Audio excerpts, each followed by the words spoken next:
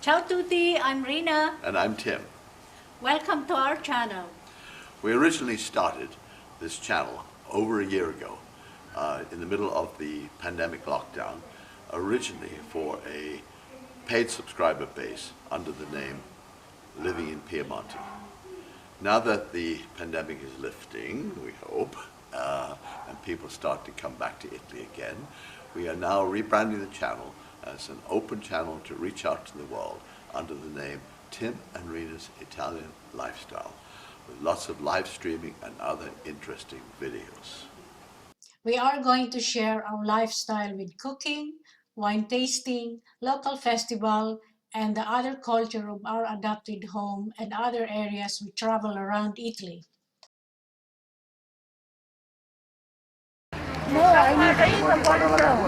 Dimmi? Secondo me non ce l'ho. Uno o due? Maybe we should get one of the little ones too, Rina. No zucchini. 200 grams to make it, 200 grams for the sauce. Okay. I am ready again to cook for today. Today I'm going to make zucchini again, courgette if you liked, but we are in Italy so I call it zucchini. So anyway, the dish is summer roll. I'm going to use the zucchini because I came from the Philippines and in that part of the world we always have spring rolls, but it's summer now, so I'm using zucchini, which I'll show you how to put them all together. So the filling I'm going to put, which I have done this so many times. Good day, everybody.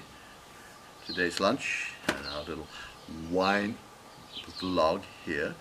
So we went to Franconi Winery a few days ago. Actually, in fact, it was a double purpose. We were going to look at some kittens that Cat just had because we've been looking for a replacement for our beloved Mr. Bean, some of you might remember.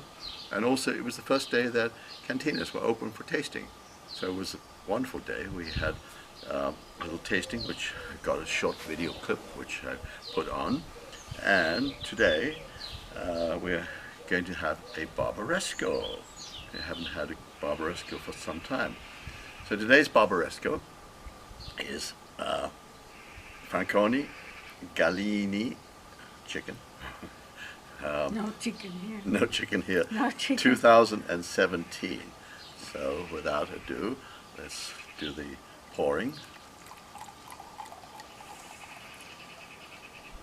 Now, let's hold it up to the light and let's have a look to see how it looks.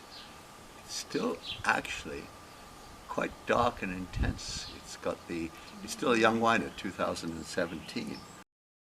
So look at that intense color. Actually, from this angle with the sun shining through, it does look like a lighter red. The color, now we have a look at the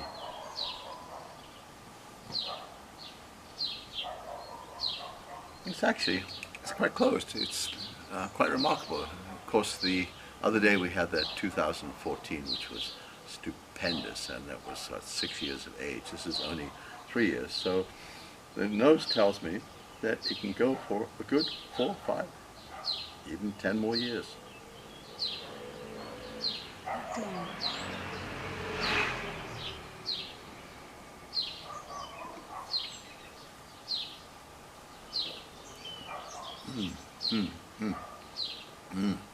So I opened this one up about half an hour before we drank it so it could breathe a little bit. And when I swirl it around the mouth, then it opens up and you can get all the wonderful taste, the combination of the Nebbiolo grape, grown in one of the best areas in the world for Nebbiolo, combined with a little touch of oak barrel. I think he said they used 1,200 litre oak barrels for this. So it gives it just the fine refinedness of the oak. It's been 2 years in the oak, by the way. So Rina, take a little sip and swirl it around your mouth. I already had three glug. Swirl it, not a glug. No, swirl it I around had your glug. mouth. It's very good. Swirl it around your mouth and it'll open it up.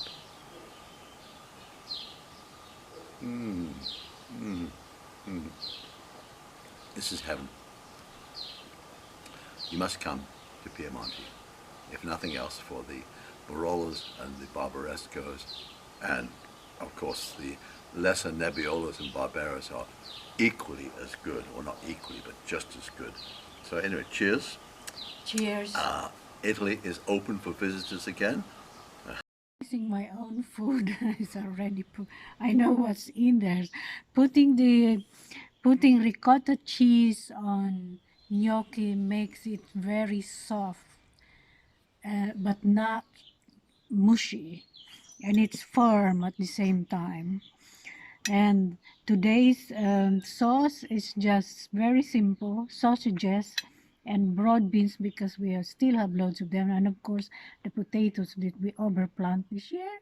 And for Tim, because it's vegetarian, I just took off the meat, sage and butter with tomatoes and broad beans.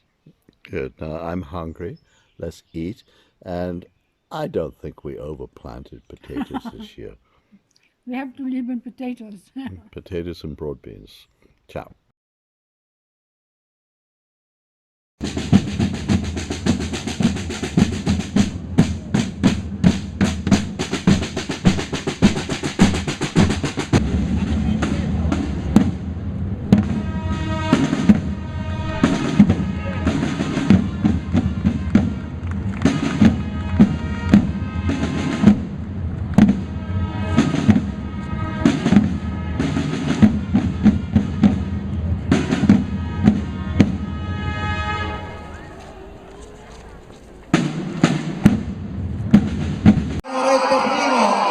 Si è fermato il borgo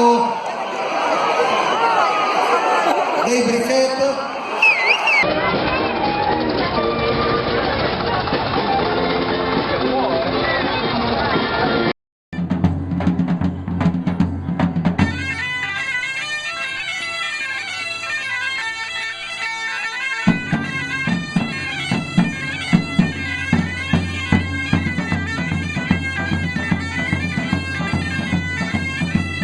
Ah, yes, in Italy, it seems there is always a festival at any time of year. Music, wine, food, an excuse to get together with friends and have a good time. Land of festivals. We love to travel around our adopted country. After almost 2 years of travel restrictions, we're itching to get out and visit new places. There's so much to see, and we want to share our travels on this vlog. Here are some places we went to before lockdown, from the Alps in our backyard to clear waters of Cinque Terre, the Mediterranean. Our nearest beaches are an hour away in Liguria, very nice and relaxing, as long as you avoid holiday seasons. And nestled in the mountains are the alpine glacial lakes.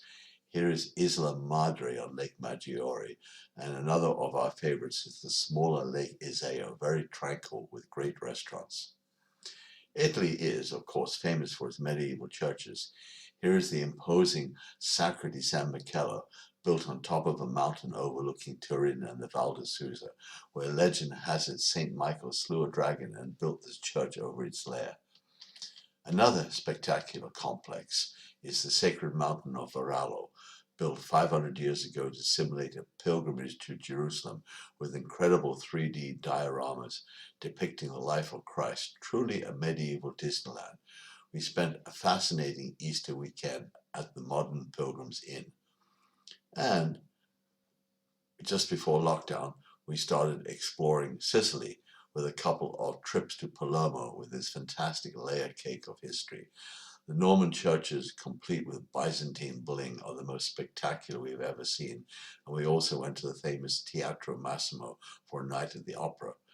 One of our favorites is the Antiquities Museum, with its spectacular exhibits of the Greek period, but who can forget the amorous turtles as you enter the museum? Please subscribe. And see you soon in Italy. Ciao, ciao. Chin chin.